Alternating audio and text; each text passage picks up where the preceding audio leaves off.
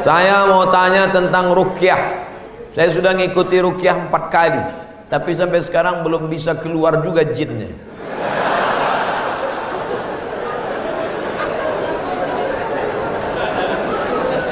Nanti pergi ke Pekanbaru, mana tahu hari libur, di belakang Hotel Premier ada Masjid Al-Falah. Ini nomornya, catat. Mana tahu ke Pekanbaru. Mungkin sama Ustadz ini jin itu tak takut, yang ini dia takut. Catat nomornya. Ketua Asosiasi Ruqyah Indonesia Provinsi Riau Daratan. Namanya Ustadz Saifullah. 0812 768 9119 0812 768 9119. Kalau emergensi 911, kalau diganggu hantu 119. Datang ke sana, jadi tak salah kita coba.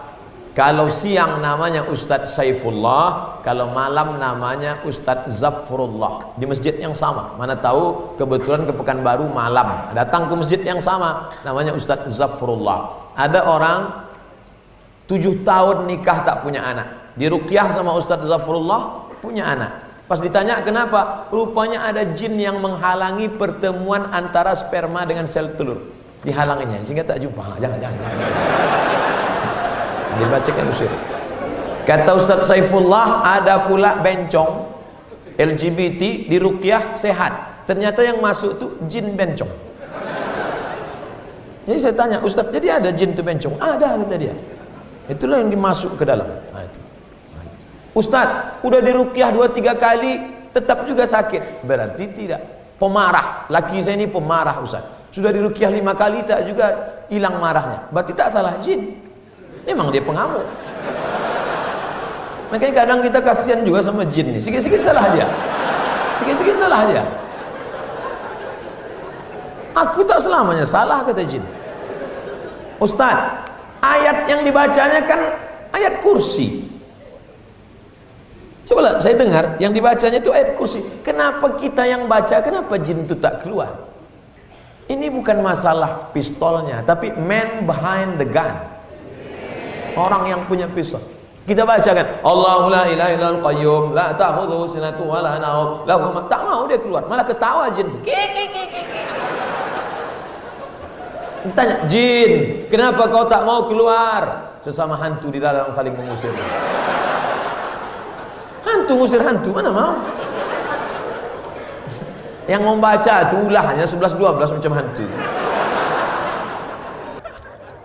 Apa hukum suami menyembunyikan uang gajinya?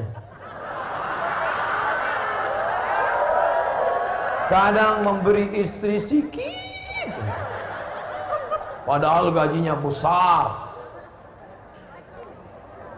Berapa tadi hak ibu? Ingat, berapa hak ibu tadi? Makan, pakai, tempat tinggal, pendidikan, perhatian. Kalau kurang, maka laki-laki ini dituntut di hadapan Allah Subhanahu wa taala. Hai laki-laki yang gajinya banyak tapi mengasihi bini sikit, maka ingat 5 ini mesti kau tunaikan. Alhamdulillah Ustaz Somad, dulu selama ini abang tuh cuma 100.000 lah dikasihnya. Setelah mendengar ceramah Ustaz tadi malam, bertambah berapa? 110. Tambahlah. Nabi sedang duduk. Nabi duduk-duduk di bukit Safa, datang seorang perempuan namanya Hindun. Apa kata dia? Ya Rasulullah, inna Aba Sufyan rajulun syahih. Suamiku itu orangnya pelit. Boleh tak aku ambil duitnya untuk makan anak-anakku? Kata Nabi, ambillah. Itu dalil boleh mengambil duit laki yang pelit. Tapi kalau kurang, kalau udah cukup jangan ambil lagi. Saya tak tanggung jawab. Nanti dia ambilnya semua. Pas ditanya, kenapa kau ambil? Kata Ustaz Somad tadi malam. Misalnya standar di sini sebulan 3 juta. Laki cuman mengasih 1 juta. Maka ibu boleh ambil 2 lagi. Kenapa? Karena itu keperluan. Begitu dalam riwayat tentang Hindun mengadu Abu Sufyan rajulun syahih, pelit. Saya ingin bertanya Ustadz, bagaimana Islam memandang seorang yang mengagumi, mencintai pasangan orang lain?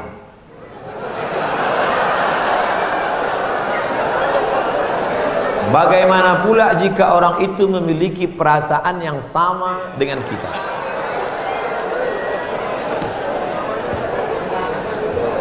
Hidup ini ada pilihan, ada keterpaksaan. Hidup ini ada pilihan, ada keterpaksaan. Saya mau ceramah antara duduk dan berdiri. Pilihan atau keterpaksaan? Pilihan. Ustadz mau duduk atau berdiri? Saya pilih berdiri. Kenapa Ustadz pilih berdiri? Menunjukkan bahwa saya masih muda, masih sehat. Antara minum atau tidak minum, pilihan atau keterpaksaan? Pilihan. Minum atau tidak, terserah saya. Mau saya minum, mau tidak, itu pilihan saya. Nah, masalah cinta. Cinta itu pilihan atau keterpaksaan? Cinta tidak pilihan. Cinta adalah keterpaksaan. Oleh sebab itu maka kadang kita tengok orang ganteng bininya buruk.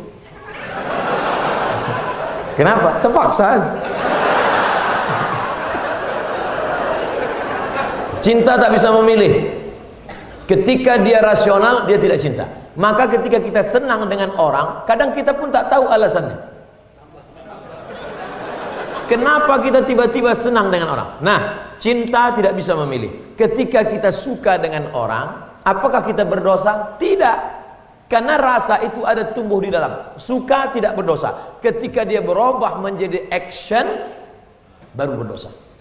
Suka kita dengan orang, tak dosa. Tapi ketika kita dekati, minta nomor HP-nya, baru dosa. Lalu cinta itu apa? Cinta kepada anak gadis orang belum menikah, kita bisa nikahi dia. Yang jadi masalah bagaimana kalau cinta sama bini orang? Oleh sebab itu maka rasa itu mesti dibuang, karena dia adalah bagian dari ujian. Ujian. Jangan dipeturutkan. Dipeturutkan, didekati, apalagi sekantor. Witing trisno jalaran suko kulino. Kita tumbuh hanya sering kena. Berawal dari 6. Pertama, nazratun, pandangan. Setelah lama memandang, fabtisamun, senyum. Setelah senyum, fasalamun, selamat pagi, good morning. Setelah salam, fakalamun, kerja di mana? Di BP, sekantor ya. Setelah fakalamun, famau'idun, janjian. Bisa ketemu kita nanti siang? Oke. Sukanya makan apa? Ayam panggang. Sana kalau gitu, iya. Faliqaun, pertemuan. Setelah pertemuan, bekerjalah setan, lalu kemudian makan bersama, makan siang. Apa kata orang Inggris? No free lunch. Tak ada makan siang yang gratis. Akhirnya terjadilah apa yang terjadi. Maka kalau ada bibit-bibit itu terasa di dalam, tekanlah dia, jangan lagi pandang, jangan diperturutkan. Itulah nilai jihad. Bukan jihad berdarah-darah melawan Belanda, tapi jihad hawa nafsu yang justru jauh lebih besar. Melawan meriam Belanda banyak orang tahan, meriam Belina payah. Bagaimana hukum kita sholat berjamaah di suatu lapangan, terus sopnya putus-putus? Mohon penjelasannya Pak Ustaz. Sawus sufuf, luruskan sop. Fa inna taswiyatas sufuf min tamamis sholah. Lurusnya sop bagian dari kesempurnaan. Sholatnya sah, tapi kurang sempurna. Sholat tadi berjamaah di sini sah, tapi kalau putus-putus kurang sempurna. Imam, luruskan dulu, tengok. Saya sholat di Masjid Istiqomah di Bengkalis. Apa kata imam?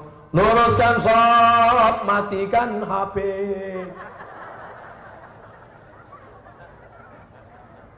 Ada pula di masjid lain, luruskan shaf, angkat kaki celana. Ada pula di masjid di Dumai lain lagi, luruskan shaf, simpan batu cincin. Saya tanya, Pak Imam, kenapa lain ini? Iya Pak Ustaz, batu cincin ini buat orang tak khusyuk. Waktu tasyahud tengok, sudah deh.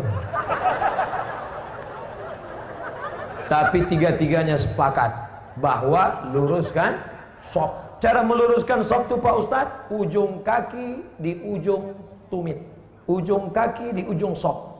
Kiblatnya ke sana. Ini ujung sajadah, tumit. Nah, tumitnya yang rata. Takut pula terlentang. Tumit. Jadi yang rata itu tumitnya. Adapun ujung kakinya ya tergantung kaki masing-masing. Kalau kakinya panjang, panjang. Kalau pendek, pendek. Mangkibun bimangkibin. Bahu rapat dengan bahu. Bahu bersentuh dengan bahu. Bersentuh dengan bahu. Saya kalau bahu saya disentuh orang, saya tak. Cuman kalau kaki kadang disentuh, geli kita. Nah, jadi kalau ada kawan, kita senggol kakinya sekali, dia geser, jangan disenggol lagi. Nanti asik ngurus kaki. Saya khawatirnya dia preman baru tobat. Begitu kita dipijakkannya, gitu. Bertinju kita di masjid. Kalau sampai kita bertinju di masjid, nanti yang ketawa yang tak ke masjid. Kenapa orang itu bertinju di masjid? Gara-gara kaki. Untung kita tak ke masjid. Allah pak balak 6. Nah, jadi bahu rapat dengan bahu, kaki rapat-rapat sedikit lah. Kalau dia risau atau setempel. Setelah itu barulah imam angkat takbiratul ihram. Allahu Akbar. Bagaimana hukum suntik rubella yang belum sertifikasi halal MUI? Sampai sekarang Majelis Ulama Indonesia tidak mengeluarkan sertifikat halal sampai hari ini. Itu yang disampaikan oleh Sekjen MUI, Wakasekjen MUI, Kiai Haji Dr. Kiai Tengku Zulkarnain. Oleh sebab itu kalau ada yang memakai itu alasannya karena darurat. Karena kata dia kalau tidak disuntikkan ini anaknya sakit, cacat, mati. Kita kalau dipilih antara dua, mati atau makan babi, pilih mana? Makan babi. Tak boleh pilih mati. Masuk ke dalam hutan, pilihan cuma dua, mati sama makan babi. Kau pilih mati atau makan babi? Aku mati aja lah, tak boleh. Mesti makan babi. Ambil kecap, colek-colek babi itu.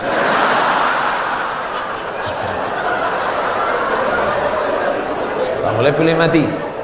Nah, jadi kalau bapak ibu takut anak itu cacat, sakit, dipakainya hukum darurat itu. Ustadz Somad, saya tanya emak saya ini orang kampung. Mak, aku dulu waktu kecil ada disuntik cacar, suntik ini enggak. Kau dari kecil tak pernah disuntik. Asal datang dokter puskesmas, kularikan kau ke hutan. Sampai sekarang saya hidup, tak ada sakit. Pernah ada trapel ngajak saya umroh. Ustadz, kapan Ustadz ada kosong mau suntik? Kalau kalian mau berangkat, berangkat. Tapi aku terus terang tak bisa suntik. Kalau tak dapat visa Pak Ustadz, saya tak berangkat. Sampai hari H saya tak suntik. Tak bagaimana ceritanya mereka dapat visa, berangkat. Katanya kalau tak suntik sakit mati, tak mati. Tapi ini tak bisa jadi hukum. Saya tak mati, yang mendoakan saya banyak. Nah, sebanyak ini mendoakan. Mana mumpan kuman-kuman virus-virus? Pak Ustadz, berdosa tak kita memarahi ibu? Alasannya ibu keluar rumah tak menggunakan hijab. Oh, tak boleh nak. Mentang-mentang kau sudah pengajian, lalu kau panggil emakmu, mak sini sebentar. Assalamualaikum warahmatullah, neraka jahanam. Bukan begitu caranya. Wa in jahadaka ala an tusyrika bima laysa laka bihi ilmun.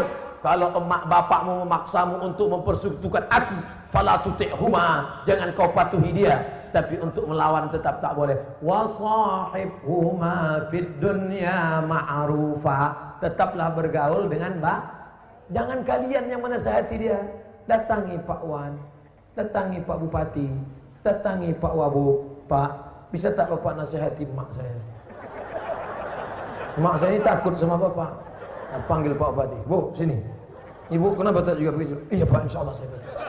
Gitu. Jadi mulutnya mulut mereka, pesannya dari kita. Jangan kita ngomong. Kita sebagai anak tidak pernah bersar di hadapan orang tua kita. Saya Abdul Somad LCMA, penceramah, tapi di depan mak saya, alah kau udah kecil.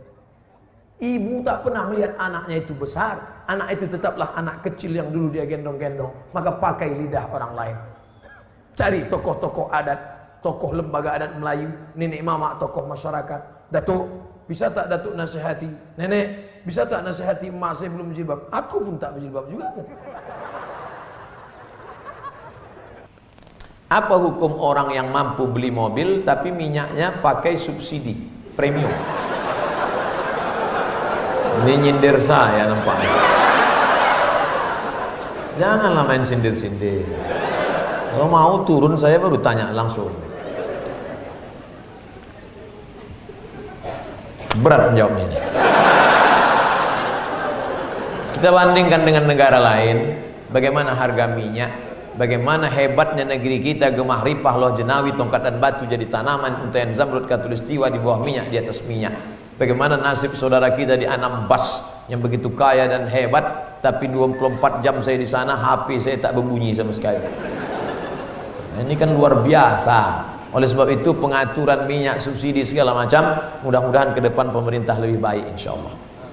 Ini hak kita sebagai warga negara. Mestinya kita ini, kalau dilihatlah minyak kita dengan gas kita, dengan batu bara kita, dengan negeri terkaya di dunia, tak ada apa-apanya Brunei Darussalam. Ustaz, apa hukumnya membawa HP ke toilet? Misalnya main game.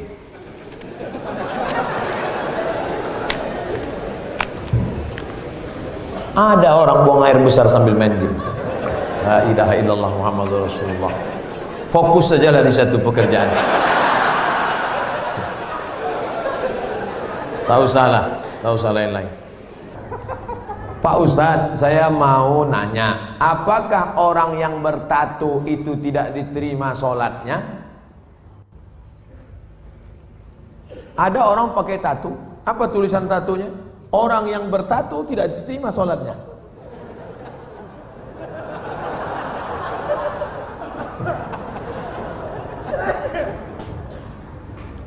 Tato adalah kahal.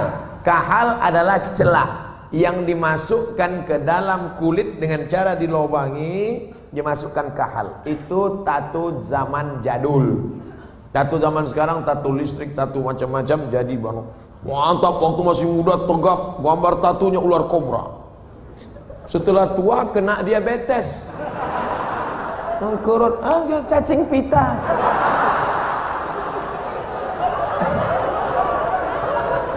Sebelah kanan gambar burung gagak yang sedang ingin terbang menangkap serigala.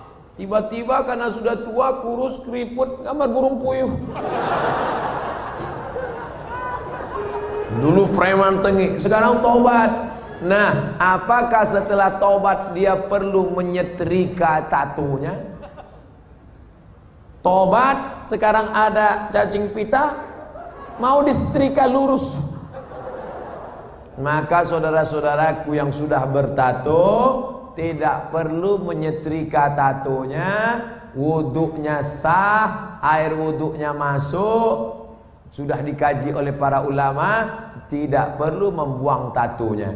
Hanya saja kalian yang dulu mantan-mantan petato perlu membuat komunitas tato tobat, KTT. Disangka orang konferensi tingkat tinggi. Ternyata komunitas tato tobat. Yang nggak punya tato nggak boleh masuk. Ada yang tatonya seperti Yakuza, ada bertato semua, ada sebelah mukanya tato semua isi. Tiba-tiba ada satu pesertanya nggak punya tato. Loh, sampean nggak ada tato kok bisa ikut? Ternyata tatonya cuma satu tek lalat. Dulu pengen jadi Rano Karno, nggak jadi. Dulu sama-sama dulu kan ada anak-anak muda ingin jadi Rano Karno, disuntik, ambil jarum, tusuk, kasih spidol. Ustaz kok tahu? Saya dulu nyoba juga. Nggak jadi. Nah, bagi yang belum punya tato jangan buat tato. 5. La'anallahul wasimat, Allah melaknat yang tukang buat tato. Wal mutasimat, minta buatkan tato. Wal mutanammisat, yang mencabut. Ini alis atau bulu mata? Alis, mencabut alis. Ini jangan dicabut. Ini mau nikah, wah cabut, gak mempan cabut dicukur, hilang. Tukang buat tato, minta buatkan tato, mencabut bulu mata, alis mata. Wal mutafallijat, mengotak-atik gigi sudah bagus diotak-atik, kecuali giginya memang nggak wajar. Setiap melihat dia senyum pingsan 3 orang. Hai, pingsan. Itu boleh pakai kawat. Dulu seingat saja kawat itu kan untuk pagar, sekarang gigi pakai kawat. Hari Senin ungu, hari Selasa merah, Hari Rabu pink setiap ketemu. Itu nggak boleh, mubazir, sakit. Pokoknya merubah yang nggak wajar jadi wajar, boleh.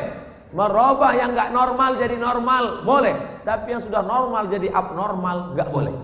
Nah, oleh sebab itu yang bertato, kalau ada imam kita bertato, nggak usah dipermasalahkan. Nanti selesai sholat, ini sholat kita sah nggak ya? Nampaknya nggak. Pokoknya baik-baik semua. Kalau orang tua saya sebelum meninggal berwasiat kepada saya untuk pergi haji, apakah saya harus memenuhi wasiat itu apa tidak? Sedangkan saya belum naik haji. Bagaimana balasan? Dia wasiat haji gini. Duh, iki ono uang 50 juta. Nanti kalau saya meninggal, kamu harus menghajikan saya. Anak ini bolehkah menghajikan bapaknya? Boleh, dengan syarat dia haji dulu. Namanya badal haji. Nah, boleh nggak dia pakai uang ini untuk berangkat haji dia? Nggak boleh, karena uang ini untuk menghajikan bapaknya. Oh, rupanya mikrofon ini nggak boleh kuat-kuat, karena bapak ini menghajikan. Makanya nggak boleh menghaji.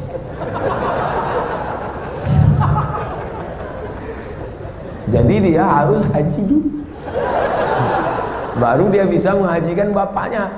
Dalilnya mana? Labbaik Allahumma subruma, labbaik Allahumma subruma. Aku menghajikan subruma, aku menghajikan subruma. Sampean kenes dulu. Come here for a moment. Sini sebentar. Kamu tadi menghajikan siapa? Menghajikan Subruma. Subruma itu siapa? Sedulurku. Aku menghajikan Subruma. Sampean wis haji apa ora? Urung. Haji dulu dirimu, baru hajikan orang lain. Nah, kebetulan nanti anaknya dapat uang, dia berangkat haji, bawa uang almarhum yang 50 juta tadi. Kebetulan nanti di Makkah ketemu mahasiswa dari Semarang, anak KSW, kekeluargaan Wali Songo. Di Mesir, kalau anak Jawa Tengah itu nama persatuannya KSW, kekeluargaan mahasiswa Wali Songo. Kalau kami anak Riau namanya KSMR, kelompok studi mahasiswa Riau. Ustaz kok tahu? Kami dulu tetangga di Kairo. Kami di atas anak Riau, di bawah anak KSW, kawan akrab. Nah, tanya dia, sampean dari mana? Dari Kairo, sedang haji ya? Iya, rumahnya di mana? Di Semarang. Oh, ketepatan, saya mau membadalkan haji bapak saya.